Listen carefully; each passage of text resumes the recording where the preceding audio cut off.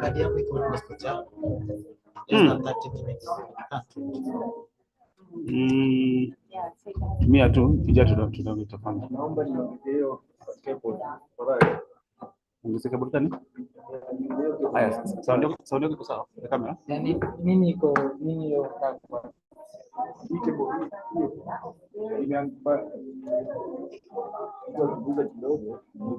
Kibon gani? Wanakuongeza hapa? Naongezea hapa huko. Mchezo, just teke kushia hapa.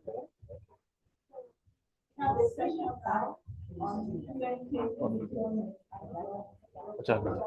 Just kama just work it out. Just try utengeneze usiongeze kitu. Ushaanza. Yeah, so good afternoon. I'm sure we are all excited to go to our different destinations. It's been so far a rewarding 3 days. I enjoyed myself, and I hope you enjoyed yourselves too. So I'm going to present a talk that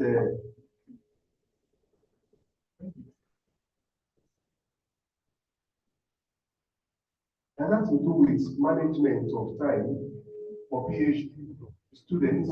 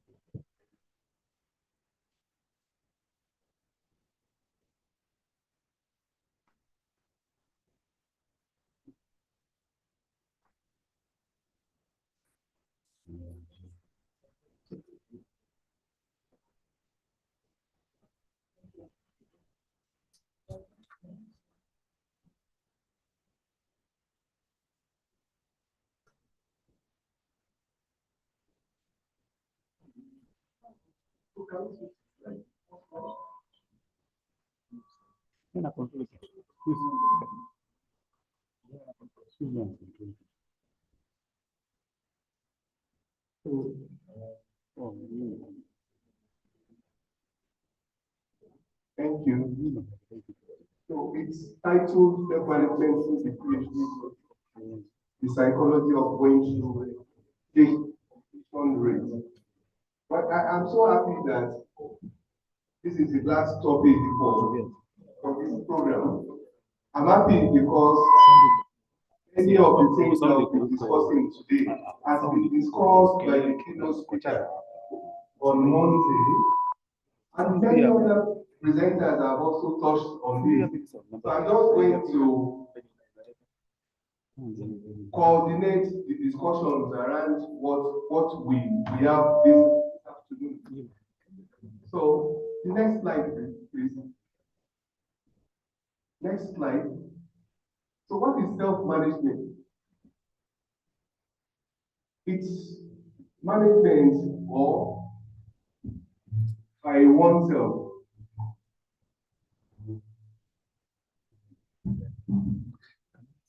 Yeah, it's management or by oneself. Yeah, this is an individual here. You are the individual there, the candidate for doctoral degree. And you have so many contending functions, roles around you. You have your family to contend with. You have your health, your career, spirituality, friends, finance, personal goals, leisure, love, and what have you to contend with. And this is you coming in for a doctoral degree program again with all of this. It's an added responsibility for you. So how do you manage yourself with the areas of roles that you have here? That's what we're going to be talking of today. And I've defined self-management as the ability to manage yourself such that your priorities are on top and that you are actually in charge of what you want to do, irrespective of the roles that you have here. It involves taking responsibilities for your behavior and well-being. For example, you have an assignment, you have been given an assignment to submit in 2 weeks, like Professor Stella, mentioned yesterday. You do not have to wait till it's about 24 hours before you begin to run around to address the assignment that you have been given. You have to prioritize your responsibilities. While you have many contending functions, roles that you are grappling with here, and you need to set your priority correctly. Set the priority right. Make sure that one of these will not affect the other. It's such that when you begin to go on the journey of the PhD, you are tasked, and the stress comes on you. You begin to, when I remember when I was doing mine, I had to, let go a lot of things to face the PhD. And you also need to regulate your activities, regulate yourself, have self-control. Well, if you are the type who loves to go to club, regularly, so I would suggest that when you start your PhD, you reduce the hours of attendance. I'm not saying you should not, but reduce the hours of attendance at clubs. Of course, you need to loosen out, to enjoy yourself. But again, you need to help yourself by controlling and making sure that the priorities that you have is faced and that you did not, falter in any of these roles that you have around you. And by doing this, you are able to organize yourself in a more productive manner. You are able to give yourself the task that you want to do and say, okay, next tomorrow I have a conference to attend and I've prepared the abstract. It has been accepted already. I need to prepare the paper. Do I need to wait for 2-3 weeks before the conference before I begin to rush to get the paper in shape? And you also need to you need to have the ability to regulate your emotions and thoughts. Yes, we have listened to a series of examples of students that lives has happened to. It will happen in your PhD journey. It's not going to be smooth. If anyone, has told you that it's going to be smooth, it's not going to be smooth. But yet you can make it smooth for yourself by having your emotions and thoughts in control. You will also have to behave effectively in different situations. Yeah, if you're a mom, you have to attend to your children at home or your child at home. As you need to go to work if you are working and all of these things. And so you need to have different solutions to every of the activities that you have set out for yourself to achieve. So overall, self-management is the ability to be yourself and have control over all of the tasks that you have been given or assigned to. Next slide, please.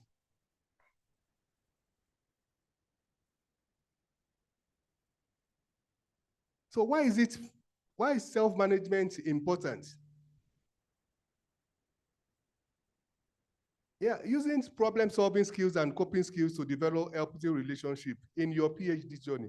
Now, if you apply self-management in your task, in your PhD journey, you will find inner motivation to conquer your personal goals.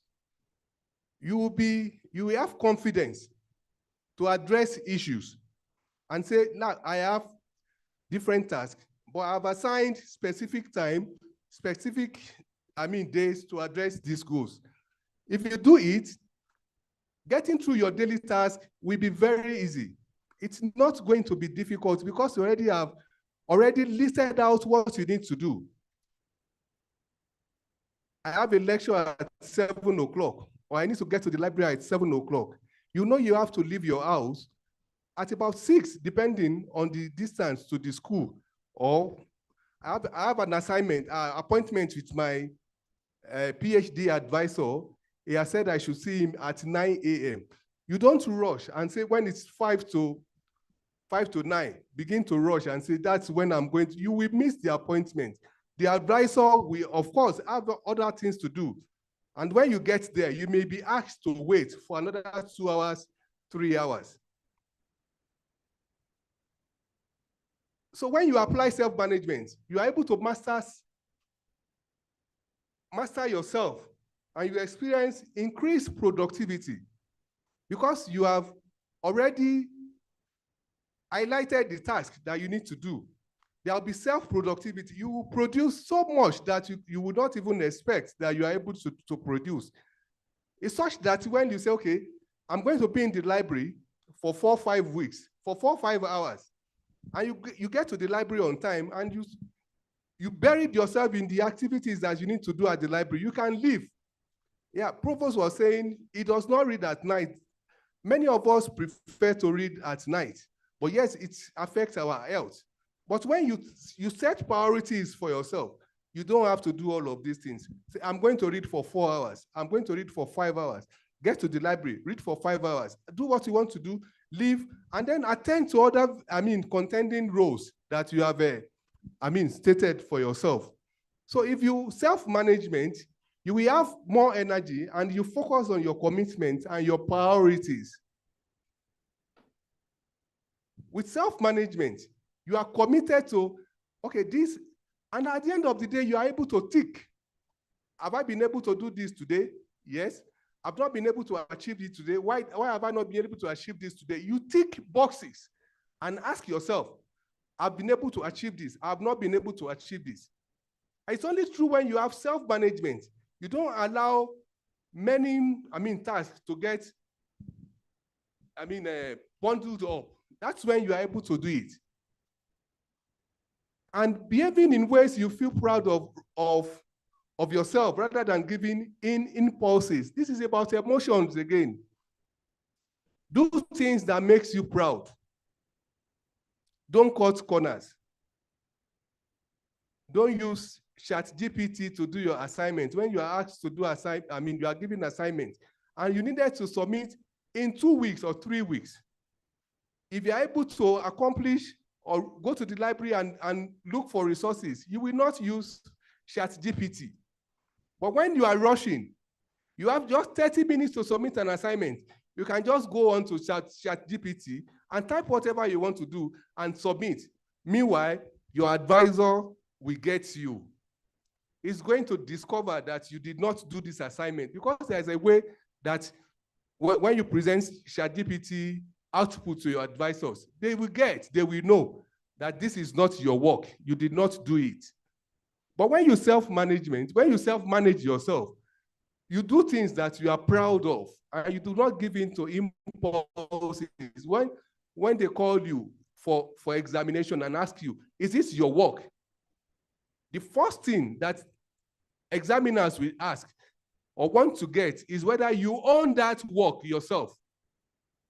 If you did not own the work, you use ChatGPT. In the course of the examination, you will be discovered, and it will lead to something that you may not, at the end of the day, like. So eventually, self-management will make you become a healthy model for others around you because you become a top flyer. Many people will wonder, where is it getting the energy from? How are you able to achieve so little, so much in so little a time? They will ask you, and you will be, well, I prioritize my time. I'm trying to set my priority right. Next slide, please. So what are the basic self-management skills that you require to forge ahead? Number one, you have to be self-motivated. You need self-motivation. You need self-motivation. You have to be able to manage stress yourself. You also need to, amongst all of this, to manage your time, to set goals, to set priority right, accountability. If you have all of this, you have a well-coordinated organization. You know you will not depend on anybody because you are self-motivated, and then you have set your priority right. All of these things will fall in place when you do self-management. Next slide, please. And there are common pitfalls of not setting priority, of not setting your priority. It's very obvious if you did not set priority. For example, if you're supposed to be at the airport at 8 a.m., but you did not leave this place till around 7 a.m., you know that you are digging the grave for failure for yourself. Your flight will be canceled. Your flight will go before you get to the airport. You have 3 years to do a PhD program. But the first year, the only thing that you have been able to do is to just, attend classes, talk to your supervisors. They ask for your proposal. I'm coming tomorrow. Where is your proposal? I will bring it the next day. I'll bring it the next day. First year we run by, second year we run by, third year we run by. And this is why you see a lot of people, spend years, 6, 7 years in their PhD, journey. Next slide, please. So if you are the type who thinks that priority setting is a waste of time, you have to think again. Setting priorities is not a waste of time. If you set priorities that I want to finish my PhD in 2 years and 6 months, it is doable. You can achieve it. If you set priority that you want to finish in 12 years, you can also do it. If you fail to plan, you plan to fail.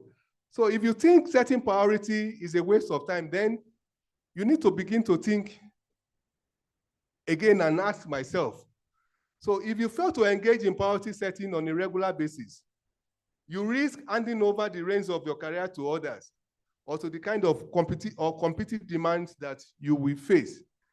Now, if you do it, instead of you taking control of your work, you are not in control again. People will now begin to all sorts of questions, and they will invite you to meeting with HOD, with a course coordinator, and begin to ask you what is happening. Because you already have handed over yourself to the others to determine what you want to do. When you fail to prioritize, you're also failing to identify your potentials. And I'm sure if you did not, or you were not able to identify your potentials, you are giving into failure because you don't know what you can do. If you set out to do something in 6 months and you're able to do it at that 6 months, you are in full control of whatever you have. Again, when you set priority, you are answering the questions of what can I put on the back burner per month, half a year, and per year. That at the end of my first year in my PhD journey, I want to be able to finish my literature review. Of course, that we know it's an ongoing thing. And that in 6 months, I want to go to field, collect my data. Another 3 months, I want to be able to analyze my data. And in perhaps another 3 months, present a draft to my supervisor. And so you are getting ready for the final lap of your PhD, journey. But if you fail to do this, you wait till your Busari, where is your work?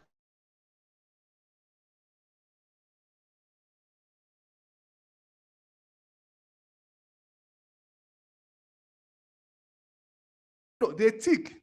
Every second, tick. And as you wait, it goes. You are not able to draw it back. If you have been told that you will finish your PhD in 36 months, and you fail to do your literature review in 6 months, you did not go to field. You know you are drawing yourself back. And so failing to prioritize again hinders you from creating long-term goals based on your timetables. Of course, you have an objective of enrolling for a PhD. I want to join a faculty. I want to work here. I want to work here. If you are unable to do it in 3 years, in 4 years, you know, opportunities, comes just once. So if you miss the opportunity, it could be at that point that you finish your project, your project, that the university will say, okay, we want to employ some people, and you could just be one of them. But if you fail to prioritize, you did not set agenda for yourself, you may miss out. And so timetables need to be constantly appraised in order to identify what is working for you and what no longer serves you, and need to be discarded as a routine that is steeping your performance. Again, you need to appraise yourself. You do not just set tables, but again, you need to appraise that the tables that I have set for myself, these tables, am I able to accomplish all of this? This is why you begin to think, at the end of the first year of my PhD journey, have I been able to review the necessary literature? Have I been able to do my statement of the problem? Is my introduction okay? Are the objectives acceptable or accepted by the school or my advisor? All of these things you need to begin to look at every point in time. Next slide, please.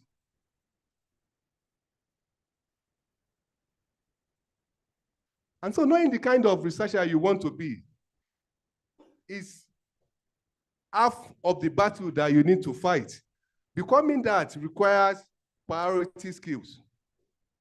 Yes, I want to be a world-renowned researcher. I want people to click on Google, type on Google, and my name, comes up. It's when you set priority for yourself that you begin to identify this. And so you need to begin to spend time understanding how successful research-focused academic careers have been built, and we help you to set your own priority right. Now you have many academics in your faculty. You have people that you look up to as mentors, as people that you respect. How were they able to achieve what they achieve? Is it that they achieve it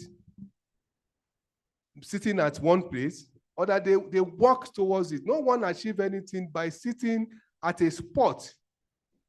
You need to work to achieve what you want to be. And you begin to search for information about how research priorities can be set. Attend forums like this, attend forums like this, conferences. Don't wait. Yeah, Dr. Stella and Professor told you that, look, rejections are love letters. When you receive a rejection, just see it as one of those love letters that you get at every point in time. Everyone gets it, except you did not write. You will not get rejected if you did not make attempt to write. And there are various reasons for rejections. You could be rejected, your work can be rejected based on ideology. You could be rejected on the mood of the editors. I remember there was a time that I worked with Dr. Adebayo here, and we got our paper got accepted, and we were happy waiting for the paper to be published. But you know what? About 2 or 3 weeks after it has been accepted, the editors wrote back and said, no, we will reject this paper. And we felt bad, but we did not stop. We moved on. The paper got published about 6 or 7 months after. Imagine, it's the mood of the editor that determines whether your paper has been. We have done all the corrections, and we have gotten a letter to say, we have accepted your paper and that we will publish it. And after 2 weeks, another editor came and said, look, we will not accept this paper. So if you are the type that carries emotion, you begin to ask yourself, why this? You will not want to work again. But we did not allow that to affect us. And in fact, I think we published in a far more better outlet than the one that was accepted earlier. So when is a career trajectory at different merits appropriate to focus on? You need to ask yourself, what do I want to achieve? Do I want to liken myself to people that have made it in my line of a career? Or I just want to join the crowd and say, okay, I want to be part of this crowd. But there are people who have made effort, who have made giant strides in your career. You also need to begin to look at how your CV can be one of such that when they see, it's very difficult for anybody to pull down. I will not look at this CV. Again, the time to ask yourself the following questions after you have done all of this. Now, are you willing to put in the time and effort needed to follow the career trajectory? Ask yourself, yeah, if you want to do that, you need to begin to look at how you set your time. I know on Saturdays, Premier League begins next week. On Saturday now, many of us will focus on discussing Arsenal, Manchester United, and what have you. And at the end of the day, you are losing. I'm not saying these are not important. They are very important. I attend clubs. I go to dance. But yet, when I have class at 9 o'clock in the morning, I will not go to club and come back at 6 a.m. because I will need to prepare for the class I have at 9 a.m. Otherwise, your students, while you are teaching, will begin to fault whatever you say. It's the internet. You cannot hide under any authority again. The moment you say anything, they go to the internet to check. And you don't want to embarrass yourself.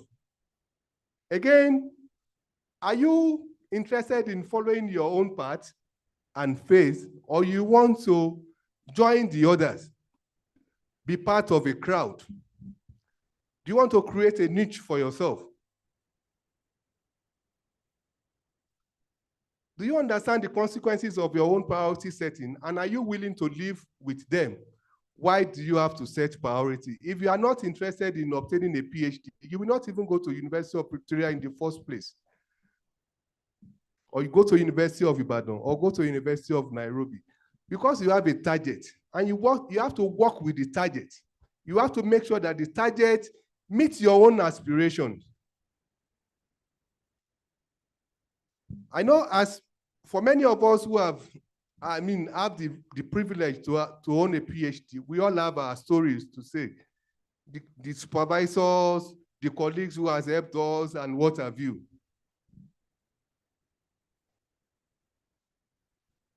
So again, what are the types of merits that are needed? What is considered to be the acceptable phase at which those merits are reached? And it varies by discipline and university. What works for A may not work for B. It could be that at the University of Ibadan, I want to see you.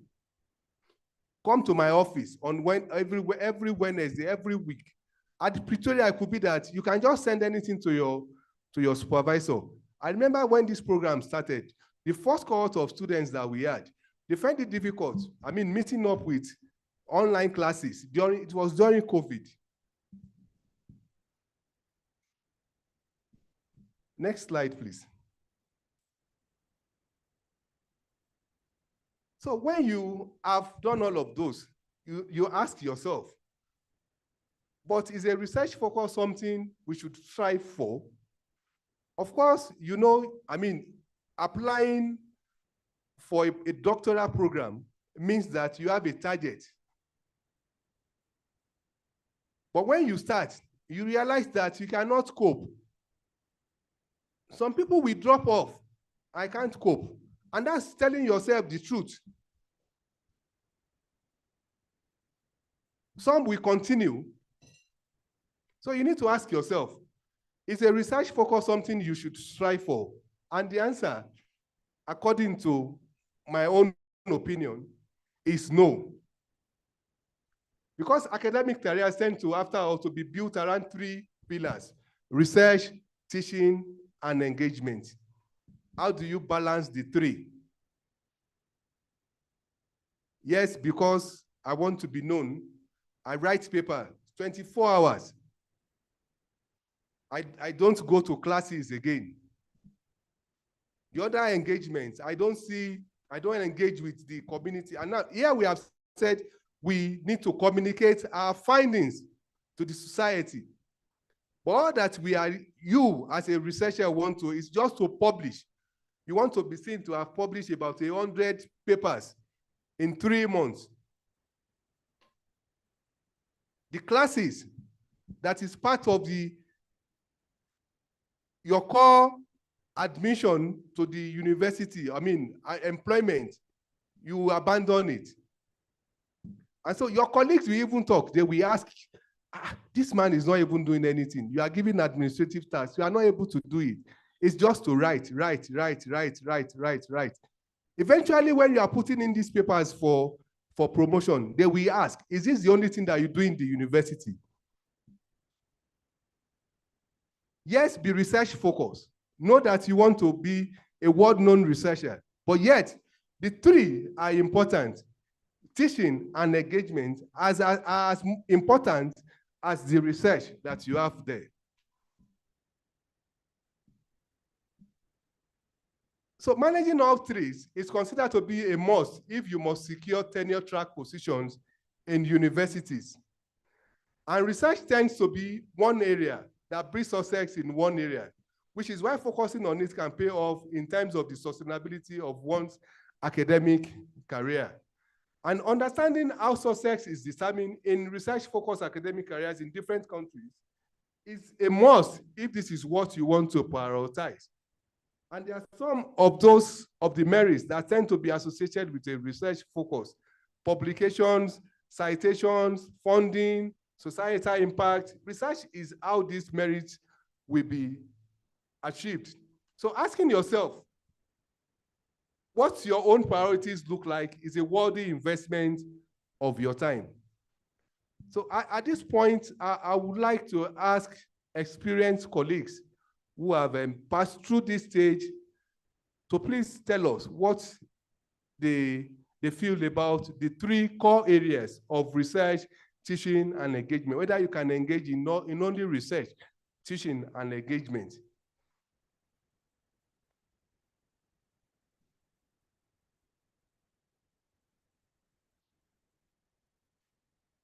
Are we tired? So Professor Obosi.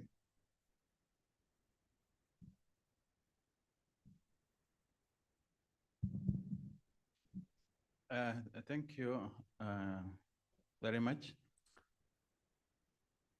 Sometimes if there were 2, I would have said there's 2 sides of the same coin.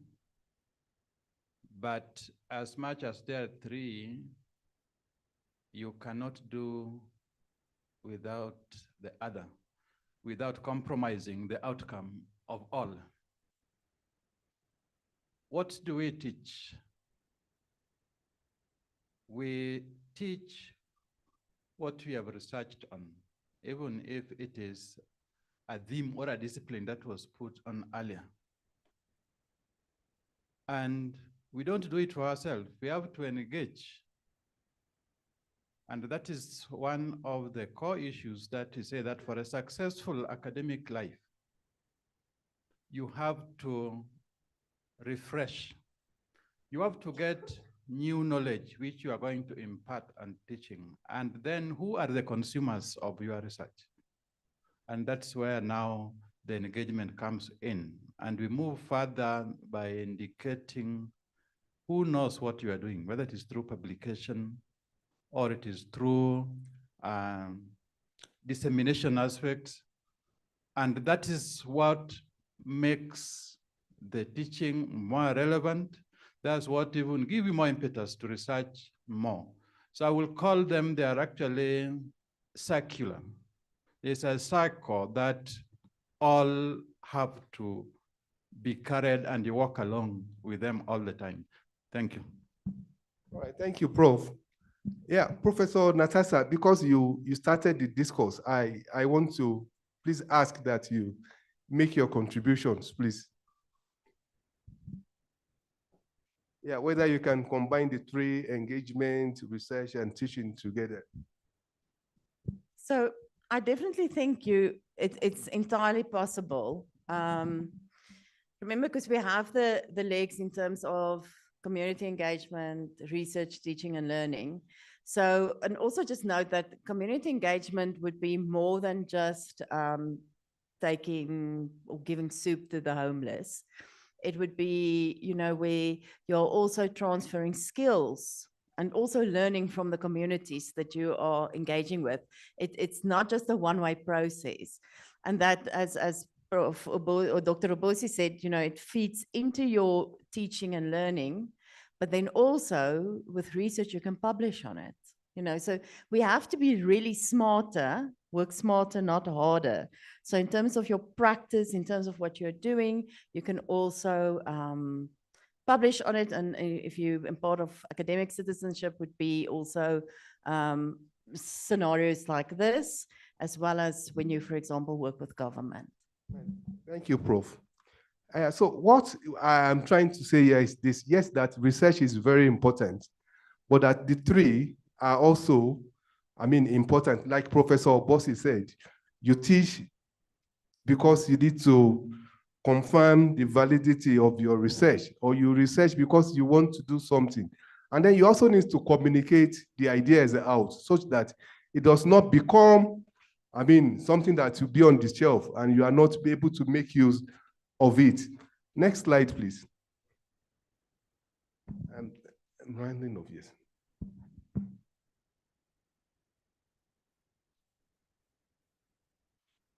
So what do you need to become a research-focused academic? Yeah, academic context in which you find yourself and the resources available to you needs to be navigated at all times. So you have to make your library your friend. And you also need to be motivated personally to become a research-focused academic. Yes, Nigeria, where I come from, I know I've been in South Africa before that. When you publish a paper, you are motivated and your whatever, I mean, comes to that goes into your research funding and you're able to use it. But it's not so in Nigeria. And the idea is that when you publish, you make impact. Your impacts are felt. But if you don't have personal motivations, you may not want to publish, depending on the environment where you are coming from. And then your ability to learn how to recognize your abilities, work, and how to optimize them will determine how you can control things yourself. You also need to put in place routines that prioritize research if you want to manage everyday academic life.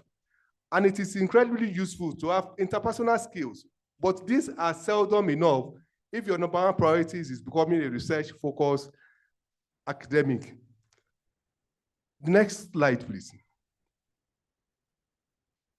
And so far, I've tried to describe what self-management is and how this can be useful for us. It's not just for your academic journey, but generally for all that you want to do or all that you want to be in life. Thank you so much for listening. Thank you very much. Another round of applause. Thank you. I don't know if we have questions from the students. Any question at this point? Okay. Now, so we want to go home, right? Or we should just stay here? We can't. Okay, thank you very much. At this point, I want to invite Pauline to join me. We will do the evaluation and closing now. So have you started filling the form online? Yes, you've been able to fill it. Okay, thank you.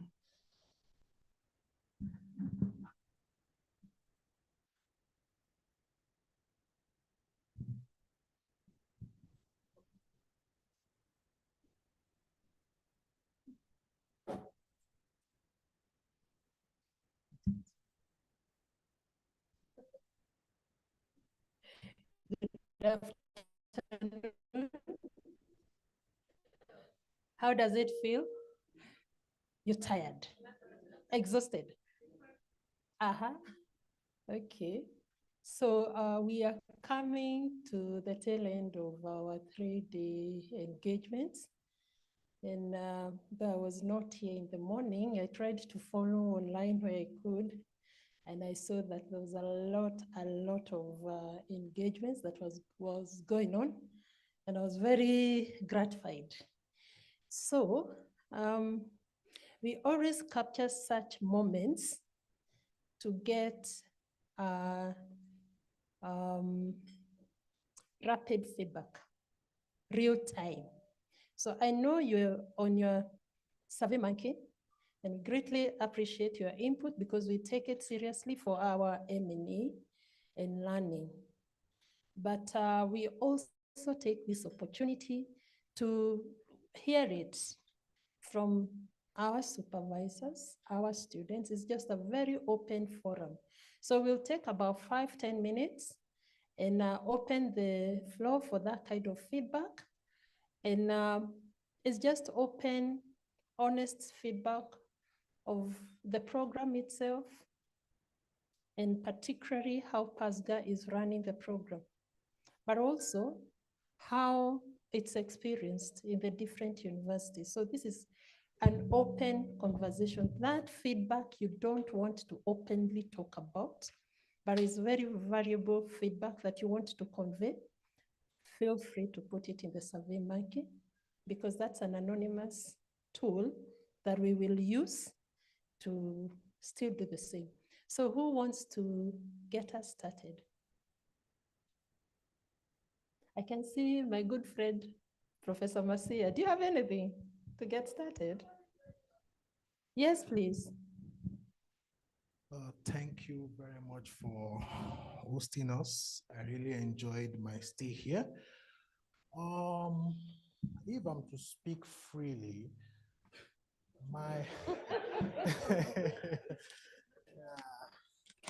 all I just want to say is I want to find out what plans PASGA has for the supervisors. I know that for we, the students, at least those who are fortunate to be on the scholarship, we know what we know the benefits. But I would like to know what, in terms of these supervisors, in terms of like what benefits do our supervisors get also? Like what plans does PASGA have for our supervisors? Supervisors.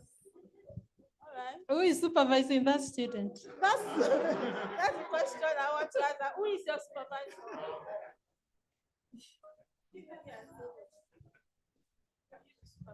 Okay, another one. Thank you very much. Another one? No, I'm not his supervisor. He is not supervisor, please. Okay, thank you. Once again, to sincerely appreciate PASGA for this opportunity to bring students up to speed, because I believe what this is actually going to do is to drive the students up the hill towards their achievement. During the supervisors training, for the several discussions we had, and the sharing of experiences with in relationship with students, supervisors' relationship with students, there was an item we identified that probably we need to reconsider, possibility of adding it into the curriculum for this training. And that item is, well, the item was actually mentioned at the keynote lecture, where Natasha spoke about the fact that life happens to people. So we felt this issue of life happens to people should actually be brought up to actually be able to strengthen the psychology of students towards fighting for the degree, so that even when life happens, we still know there is still an opportunity even after it happens. Thank you.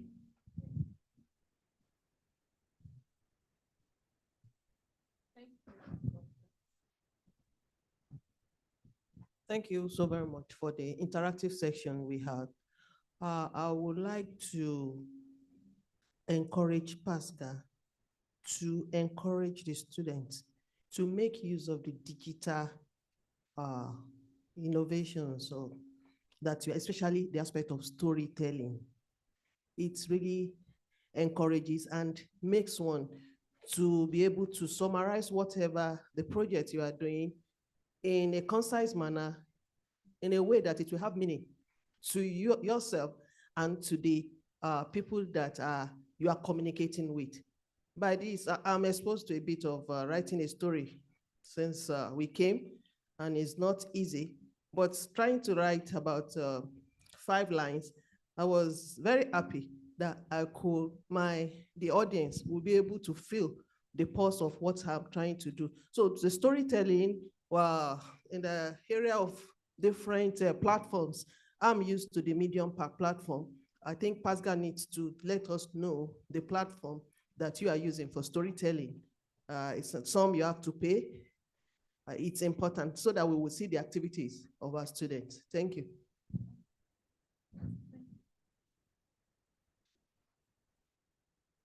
All right.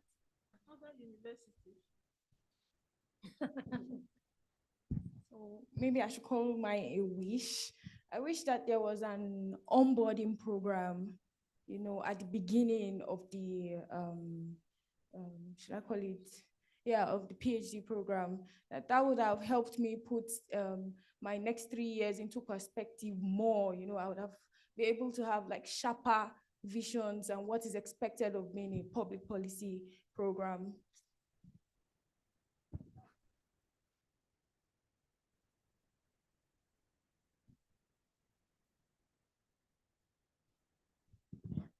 Thank you, Pascal. You've done so well.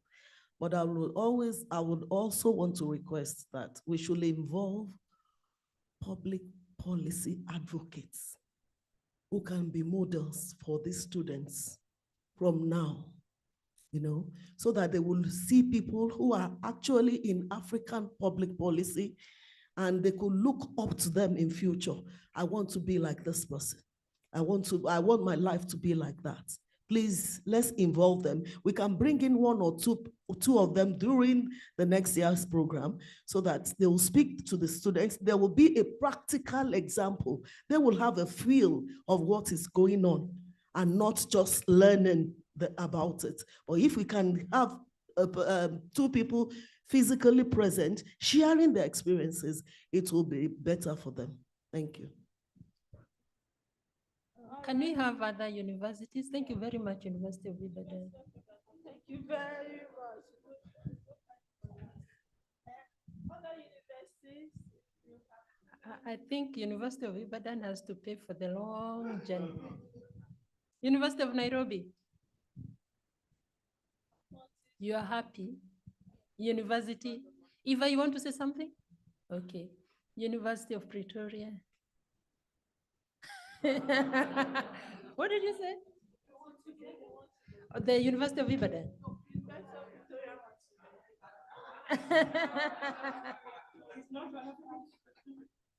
Okay. Are we good?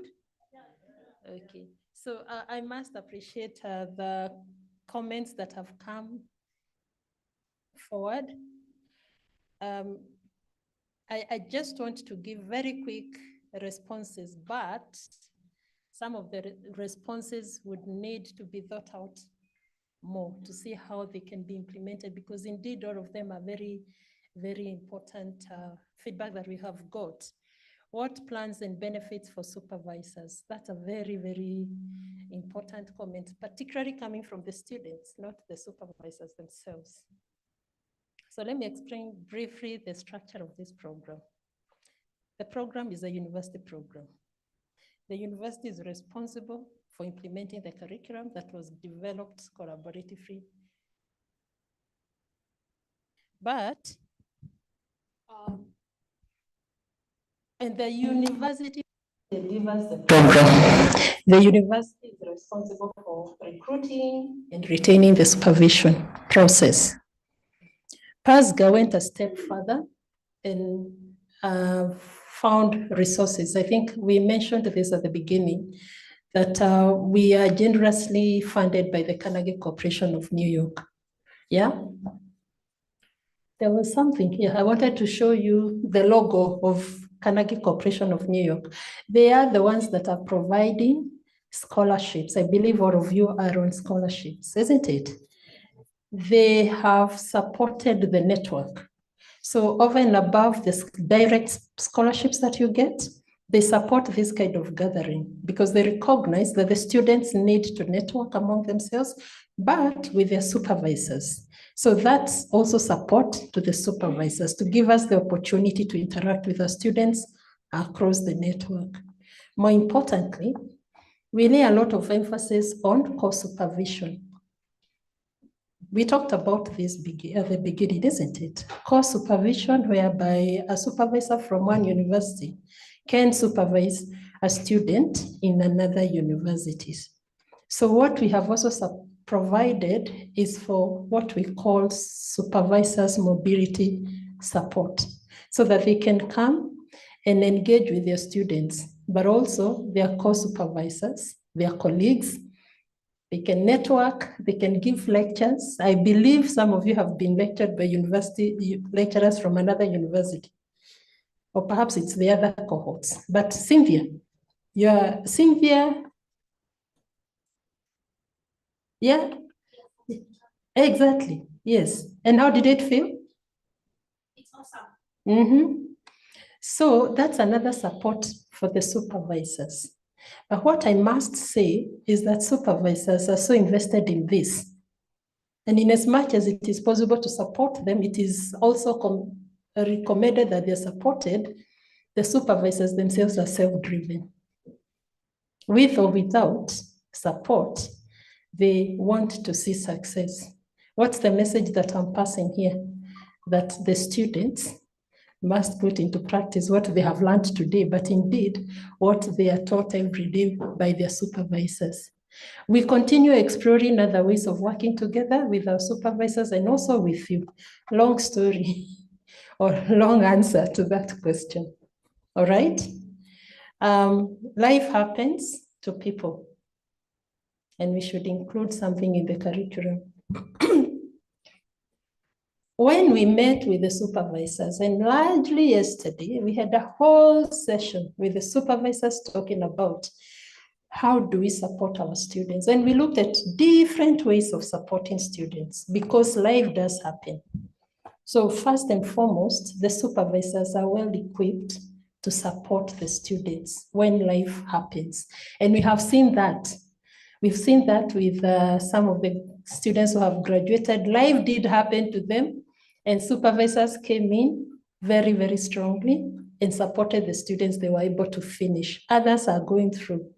You don't need to know what happens, but I can mention that some of you, because life happens, you will go through a mental breakdown. It happens, and it is very, very prevalent because life happens. When that happens to you, don't lock yourself. There is help. Please reach out to your supervisors. There is help. All right? Your supervisors know what to do. But more importantly, we will be going through a review of the program sometimes next year. And these are some of the areas that we can start looking at. How can we even embed that in the delivery of the curriculum? Because it is important. Life happens. These supervisors you see here, these professors you see here, if they gave you their stories, if I gave you my story, and we made it, but life does happen. So what I'm saying here for our dear students, if you find yourself in that situation, please don't lock yourself somewhere. Speak up because there is help, all right? Because if you don't do that and you're on scholarship, you know what Pauline will do? Do you know what I'll do? I'll strike you out. It is true. It's good to be honest because I don't know what is happening. My interpretation of this will be your progress is not okay. So why give that scholarship to you? Why not give it to the other person? And we went to that extent, collaborating with our respective coordinators, and we decide this student is not making progress, we are striking. And we even write to them to tell them we are taking you out of the program, only to discover there was a problem, a very fundamental issue the student was going through. And when that comes to the fore, we quickly retract, and instead we give support to the student. Some of the students have finished, others are on their way to completion because help was available. Okay. Digital tools, storytelling. Some of the sessions I was able to catch up on the Zoom. I think the last session, Professor Natasha did talk about digital tools. There are many, and we cannot cover all of them, but here is what we can do. It's good to have what we call soft skills seminars, and we can facilitate it. We started doing that, and there was no interest. So I know University of Pretoria is very good with that, and they would always send out notices. So I would want us to revisit that.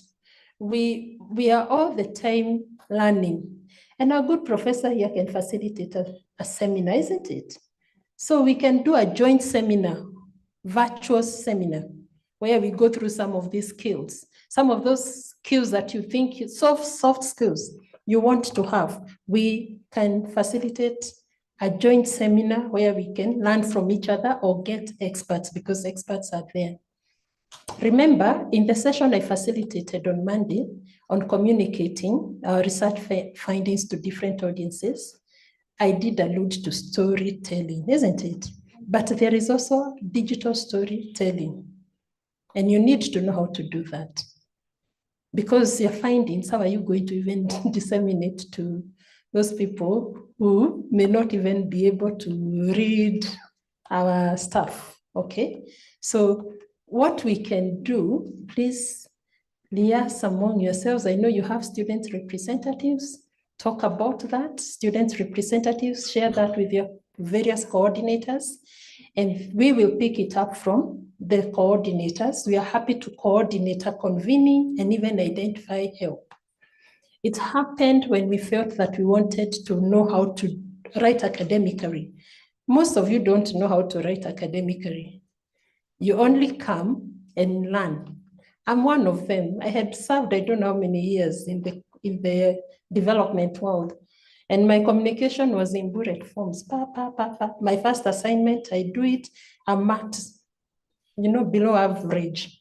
And I'm told that was an insult. This is an insult to the professor. You need to nuance your arguments. And I learned how to do it.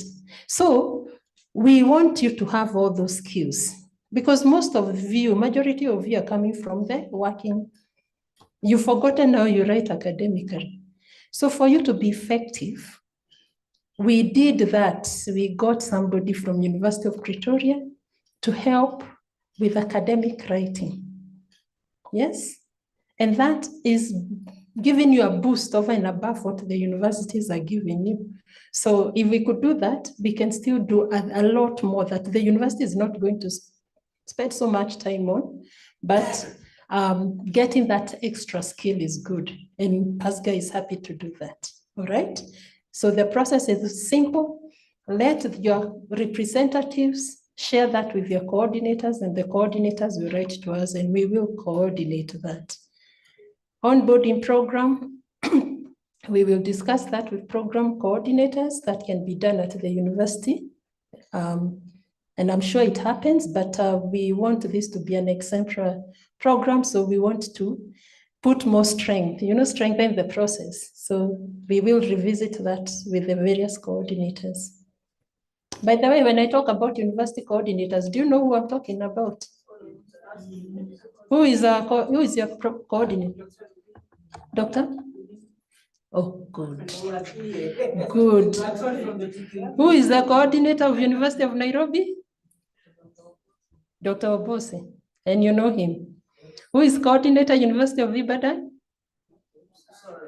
Excellent. Who's already stepping down? Dr. Lafewa, please stand up.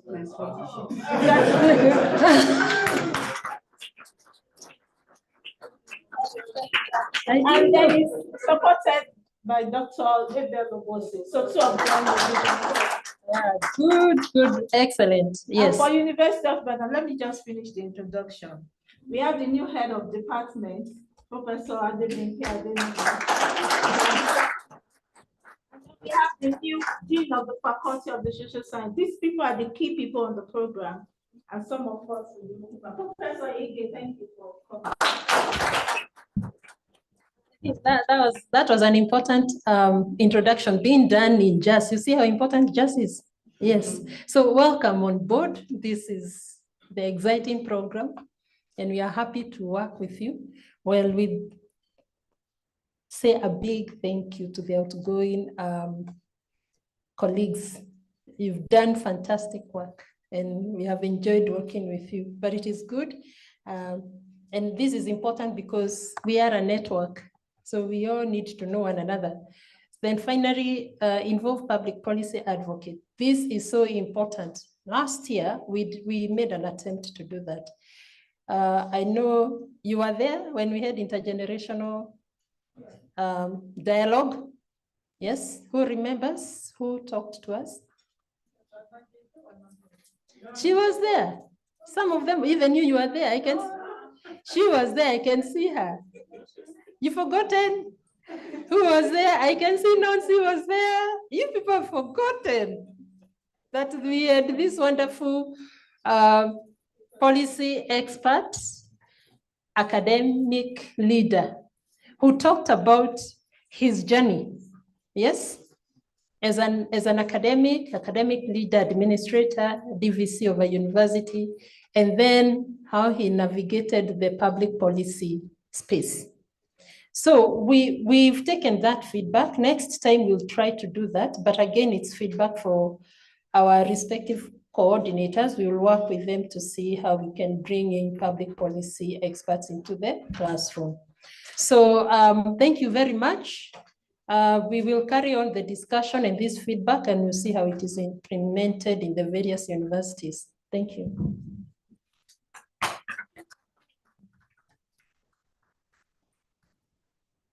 All right, thank you very much. And then as we're closing, we have a distinguished member of the board of PASGA here. And it took a lot to be here today. And we want to welcome Professor Hammer. Please come. Please, you don't want to collect your next stipend. Come on, let's give a round of applause. So thank you very much. She's police boss. So all of you, hey, you can do better. So Professor Amma Dograftaikens is an experienced scholar, distinguished in the area of psychology, coming from University of Ghana. She also is a member of the board of directors for PASGA. PASGA has this governance structure that provides guidance, and it is structured in different committees. We have a committee that provides advisory support and guidance in the areas of research and policy. And Professor Amma sits in that committee. So she's here as a scholar, an experienced scholar who has taught PhD students, but also importantly, is a member of the board and the research and program committee. So it is my honor to welcome you, to give your comments, remarks, and also to appreciate our supervisors and students because of the last 3 days that we have been here. Thank you. Thank you very much, Pauline, and good afternoon, everyone, once again. I know energy levels are low, so I'm going to keep it very brief so we can wrap up. I think the two sets of participants have met me. I mean, yesterday I was with students, PhD students. Today I sat in the supervisor's room, and I absorbed quite a bit from both sets of engagement. first of all, on behalf of the board, I'd like to thank everybody for making it. I think this is the first physical meeting. Second, no, but I mean after the pandemic. Second, well, physical meeting. It's always good to kind of be in, in one space in person. I think you get a lot out of that. The sessions this time had 4 objectives. I don't know whether I can read them out because I think, engaging with you yesterday and today, I get a sense that all the objectives were met. But there's something else that I think I'd like to throw out for consideration in your next set of meetings. So the first objective was to create a platform for students and supervisors across the partnership to networks. I think there's been successful networking. Would you agree? Yes. Okay. Second objective was to provide a safe space for students to present their research plans and work in progress for constructive feedback from peers and supervisors. I understand that happened on Monday. A few students felt a bit wobbly about the tone of feedback, but generally, I think it was a successful, session. Students, please let me know, is that the case? Did you get great feedback, productive feedback on the work you're doing? Can't hear anything. Okay, should be the answer, which means it's yes and no. We need to know, Pauline needs to know this for her report. Okay, maybe something more, something better next time. The third objective was to provide an opportunity for capacity strengthening in research methods and PhD supervision. Do we think that happened, capacity strengthening?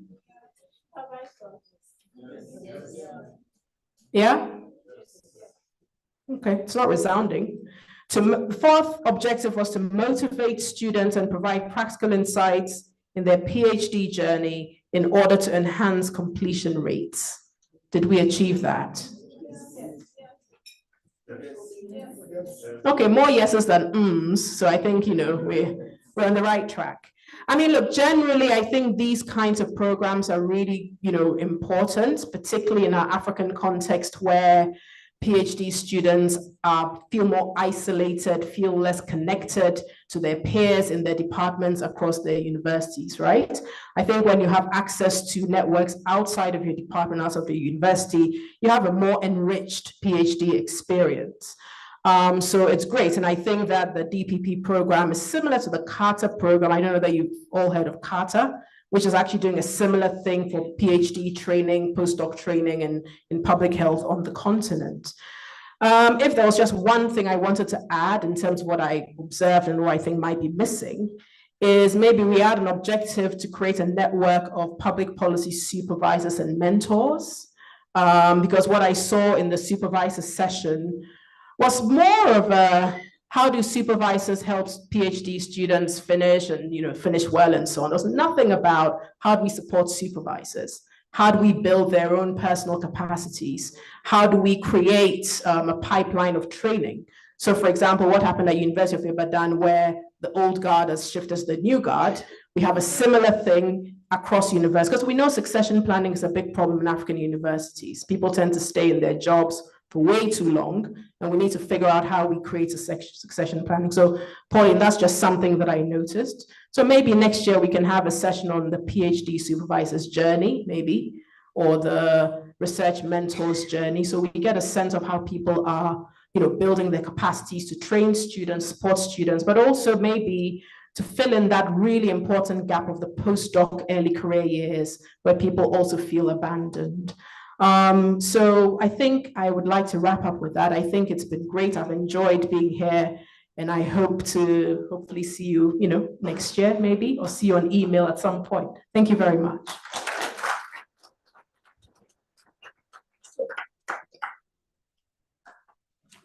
At this point, we will be inviting the faculty here to get their certificate of participation, which will be presented by Professor Hammer. Thank you very much. So I think this should be the background, the photographer. Yeah. So can we move this a bit away? So we start with Dr. Henry Hamadi. Dr. Henry. Okay. Then we move to Dr. Justine Magutu. Not around. Okay, sorry. Okay.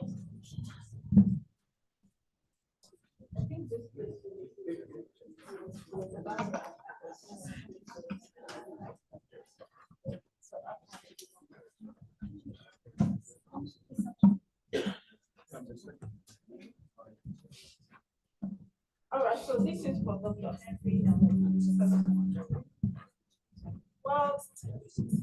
While we are doing that, we have Dr. Abel Obosi.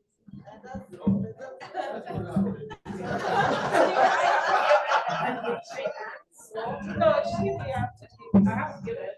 She might have started.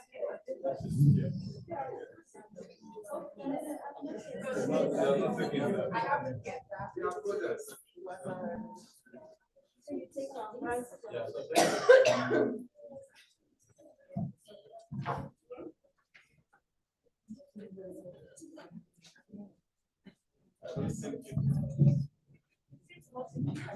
Dr. Abel Obosi.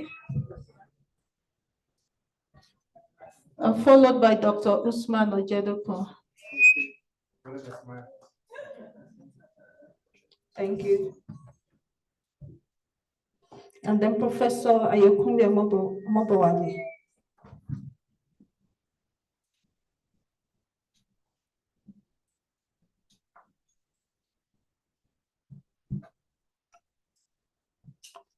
Dr. Tolu Oshayomi.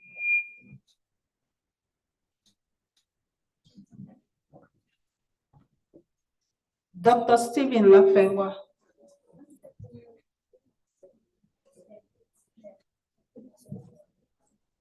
Thank you.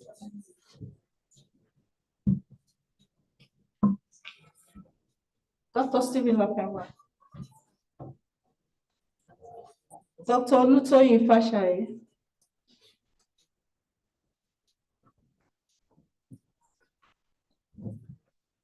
Dr. Idowu A. Johnson.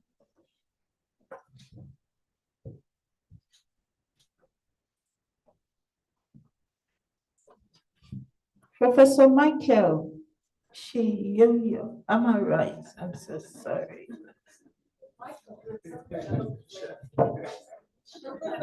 Michelle. Michelle, oh, sorry. Sorry if I mispronounced your name. I'm so sorry. Apologize before pronouncing. Professor Tina Masia. Did I pronounce it well? I've apologized before the pronunciation. Professor David Eweremandu. That I can pronounce when you wake me up.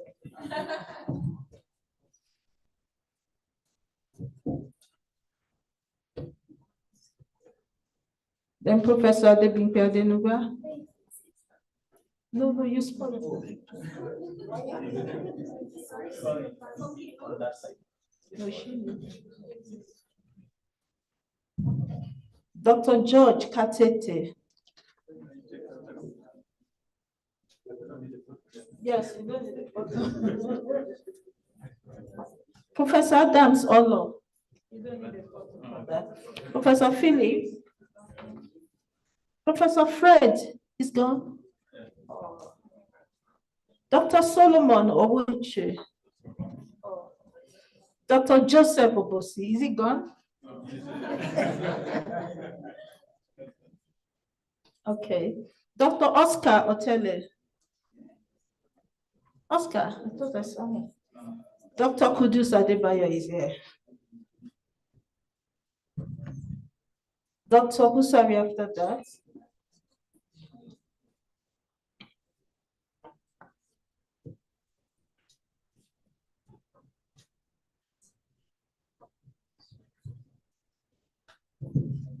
Professor Benjamin Ige.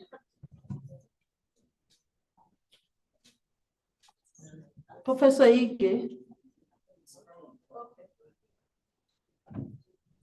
Followed by Professor Ayodeji Esogunjuibe.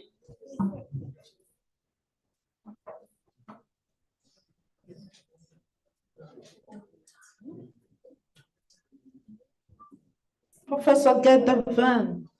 Am I right?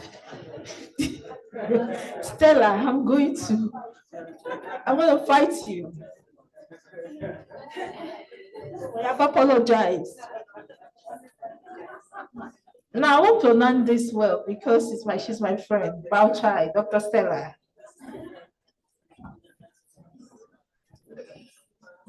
Of course, Professor Natasha.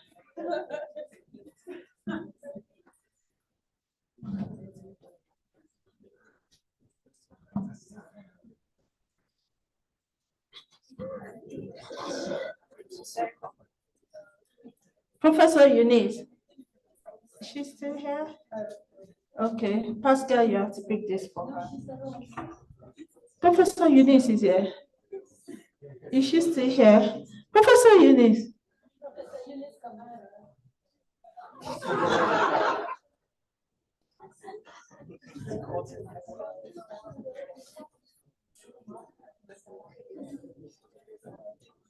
And then we take the students.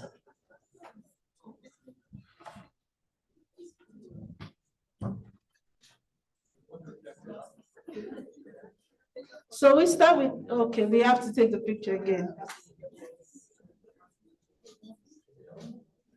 Thank you. And then we start with the student, Esther Mutoni.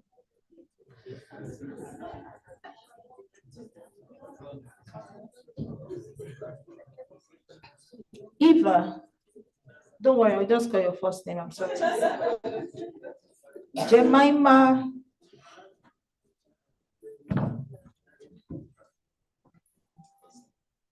Is Jemima here? I didn't pronounce it well. And Rodney.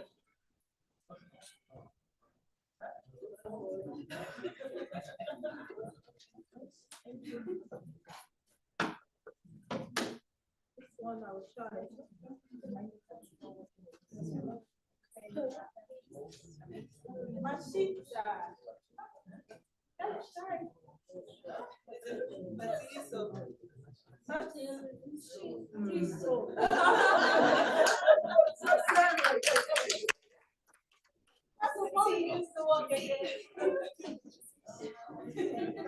Okay, no step back. Am I right?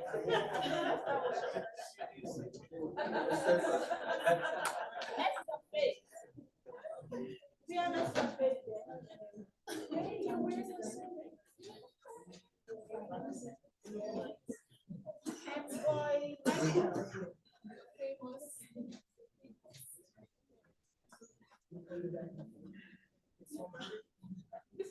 Thank you, Norman.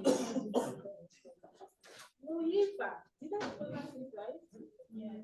Okay, Muiba Mutsinda. What she said? John West, that's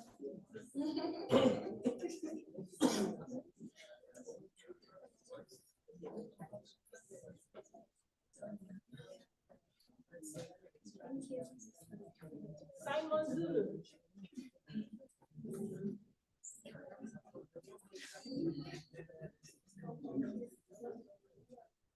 And then give to science.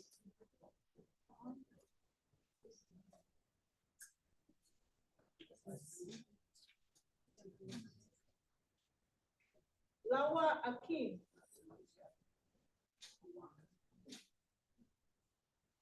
Olatimeji Oluwagbemisa.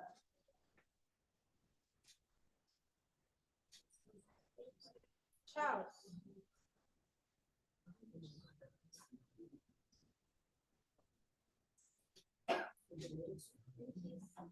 Olusegun.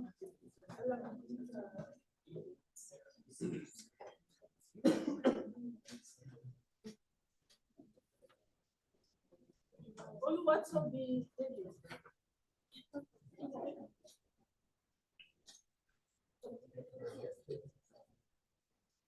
Esther Temitope.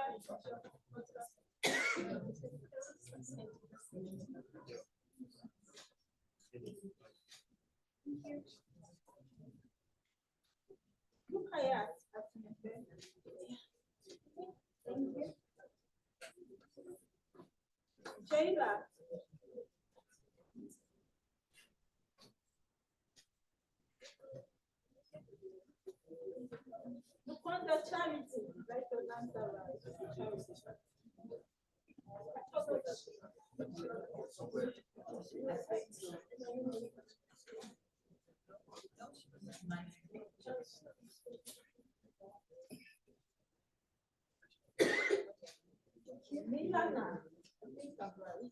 Thank you.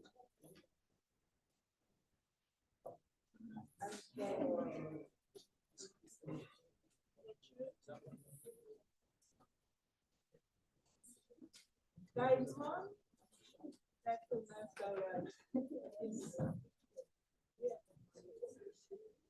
actually, you know yourself, I can't pronounce it possible. That's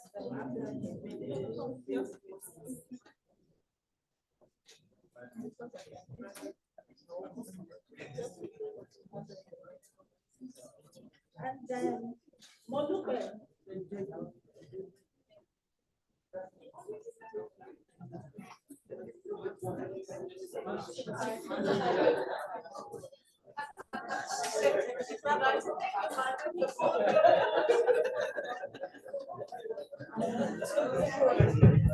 A round of applause to the board members, Professor. Thank you, everyone. I hope they're not missing anybody. Thank you very much. Thank you. At this point, we will be closing. I will invite Pauline and then.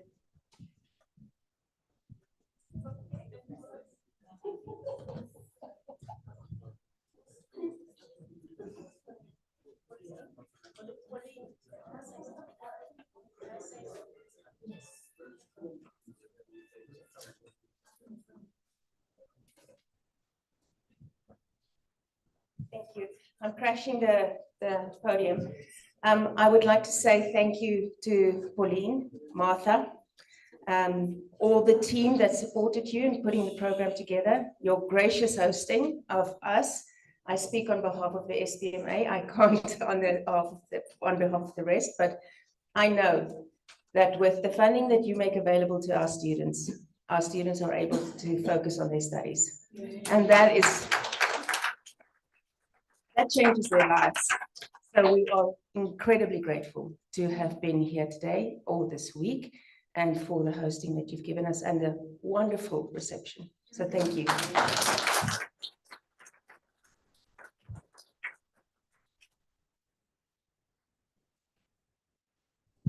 Thank you, Professor Galda, for your very kind words. We take that so graciously. So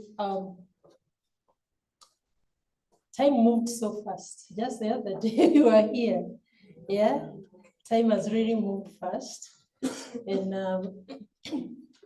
sadly, we have to bring this to a closure. I said that I'm your mother. And when the mother is separative with her children, there's always that sad feeling, isn't it? But we are truly, truly grateful for the time that we have spent with you. But I'll go back to where I started from, that this program is very, very important to us. And we think about you, particularly our students. We celebrate with you. We follow you. I know there's some students I have encountered in places, they know themselves and they have made us very proud because we follow all of you. So we are very grateful that you could even come. It was possible to send out invitations and not have students. So we are very grateful that you created the time to come and be with us and to be so good. I know I sent an email last night, this morning, I think. But by and large, we've seen a lot of commitment, a lot of discipline, and that is what we expect. Talking about how you make us proud, please respond to the calls that we make to you for conference attendance. And for anything else we tell you, we request you to try you out. When you do that, When we send out those messages, those calls, those alerts, it's because we know you will benefit. So there is one that comes every year, and I have the privilege of being in the program coordination, which is called the African Young Scholars and Graduate Conference. It is co-hosted with HSMC, Human Science Research Council of South Africa. And it is a place to network with fellow students. So whenever you get that alert, kindly respond. And we've been privileged that in 2 consecutive years, we've had our students being the best presenters. And that tells you the quality of what you're getting. So I won't embarrass our student because I know she's very humble. But I'm tempted to actually do it. I'm ambushing you. Cynthia, please stand up. Cynthia responded to that call and she submitted her abstract and together with others, and it became, she was accepted, fully funded participation. But over and above that, Cynthia's presentation was the best presentation of the day. And you should have seen me jump up to the podium, to the stage to congratulate her. So you make us proud. Thank you very much, Cynthia. You make us proud when you take such opportunities because we know you are the best. So please do that. Last year, we had our master's students to do the same in Pretoria. So we came back with the certificate and it was an honor. There are those invitations I'll keep sending out. Please, you never know where they can take you to. If you don't know how to respond, you are surrounded by your supervisors. Reach out to your supervisors and they will help you. Professor Dr. Obosi and your supervisor and Professor Jonyo were very happy to see that. So we want all of you to make us proud, all right? I also want to appreciate our faculty. Faculty is very, very busy. I know some of them have been waking up as early as 4 to mark the manuscripts, whatever it is, before they can come here. So this is a group of very motivated professionals, academics, who are so invested in making you succeed. I really do want to appreciate you for taking time to come and be with us. I appreciate you because whenever I've reached out to you, you've been so generous to help me. I know sometimes I just call Dr. Obosi and we talk because I know he will give me an answer to a question. I call Stella, I call all of you, most of you. I call you and you're always out there to respond to me. And I feel the support. We reached out to our keynote speaker and she was just excited. She didn't say, no, I have what. And you saw what she was able to put out, isn't it? So I feel all of you are heavily, you're very supportive of this program. And at PASGA, we have felt your support. But importantly, being able to come and be with us, engage with the students, provide the feedback. They were shy today to say that they did, but believe me, on Monday, when you're coming out of the dome, you're all like, yeah, I got very good feedback. Oh, now I know where to, even you, Eva, you told me, isn't it? Even this morning, you told me the same. So feedback has been received, very good feedback. So I thank you very much, our supervisors. We've had in our midst, online participants. I don't know whether they're still online. There are some students who have been participating throughout.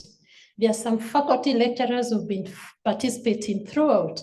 I don't know whether they're listening to me, but I do want to appreciate that. And as I sat there, I said that perhaps we need to do certificates for them. No, they have certificates. Excellent, thank you. How do they have? Oh, Mother. Oh, good. Thank you so much, Mother, for remembering that. We also have invited guests. You have, of course, engaged with them. Professor Eunice Kamara was here last year and she was back on demand. So thank you so much, Prof, for being part and parcel of the JAS community. I mean the PhD community. Professor Amma spent so many hours just to be here. Thank you so much, Prof. Amma, for accepting our invitation. She even facilitated a session. So thank you so much. You are here as a member of PASGA, but also to facilitate a very important session. And I believe the students appreciated your insights. I don't work alone. We have an advisory group within ourselves, and we call that group the steering committee. So every university is represented by members of the steering committee. And we plan this together. And anything that comes up, we talk among ourselves and we address it. And I would kindly request members of the steering committee, wherever you are, if you're present, please stand. I have seen Professor Dr. Obosi has left, but kindly, please, yes, let's the students and the faculty get to know you. Professor Gada, you are a member of the steering committee. Professor, oh yes, and Stella. Professor Ayo, you're also a member of the steering committee. Dauda, where is Dauda? Yes, Dauda is also a member of steering committee. Yes, good. University of Nairobi is ably represented by Professor Fred Jonyo and Dr. Obosi. Yes, Dr. Obosi is a member of the steering committee. In the past, at the inception of this program, we had Professor Natasha. We want to appreciate you, Professor Natasha, because a lot of what we have, we sat many hours in the past to design the program and how it's gonna be rolled out. So we really want to appreciate your participation as a member of the steering committee then. So thank you so much. So we've walked the journey and she talked about it, isn't it? In her keynote speech, she did talk about the journey since 2019, if you remember what she said. I know I have acknowledged Professor Ayo. Professor Ayo is also the provost of College of Postgraduate Studies at University of Ibadan. These people are very important because sometimes you hit a snag and you have to go that high. And I want to appreciate the role you have played, particularly from the UI side of it. So thank you very much that you could also come and be with us and also facilitate the sessions. I would want to appreciate my co-host. I said that she was giving me, you know, those emails, eh? Pauline, I need this. Even yesterday, she gave me an email. Do ABCD. I sincerely want to appreciate you. You've been such a wonderful partner, and I have enjoyed working with you. It is sad to see you go, but very excited to see Professor Dimpi. Allow me to just call you Dimpi. Dimpi. I will get there. Yes, so thank you very much. I look forward to working with you. I have worked with a team of wonderful people back in the office.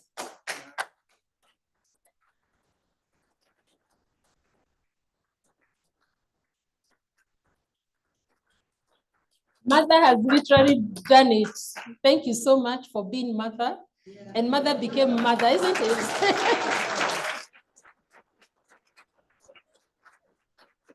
She was all over, including the dinner yesterday. She was busy being mother, isn't it? Yeah. Doing all those things. So thank you very much, mother.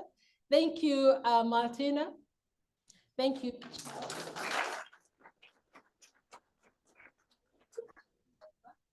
I appreciate the work that you have done. And we have a team of media people. We call them Faraji. And they've been here. They've always been with us. Faraji is a company, and we really do want to appreciate you. Again,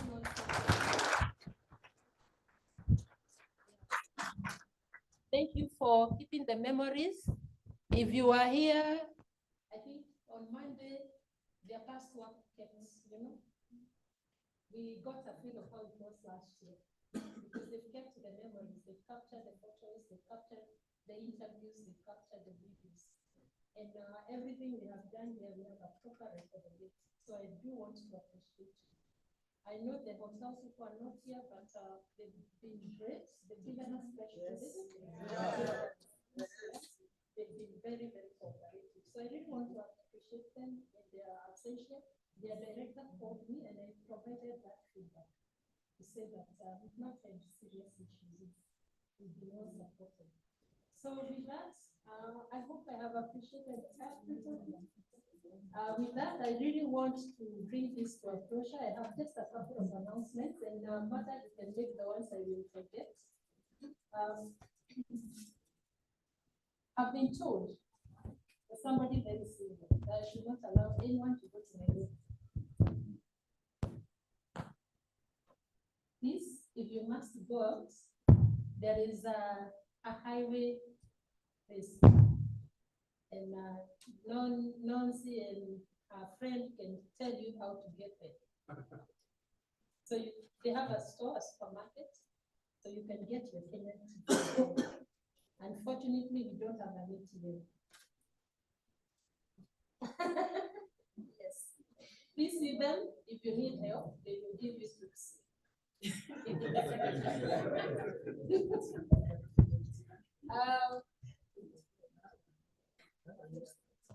We will be coming back to the supervisors by email. All right? Okay. Lastly, if you've not got your RDM, DSA, and what? The funds, Martha and Charles are continuing to help. Please see them. I don't know whether Mother have left out anything else. Everything is fine. Transfers for tomorrow, maybe you should come and see. You have it. You see, Mother is just Mother. All right. Nothing else to announce, Mother? Okay. So I would really do want to wish you a very good safaris back home. Safe journeys. Let's keep the conversation going. Let's move this to the next phase. With that, yes, 2024 close.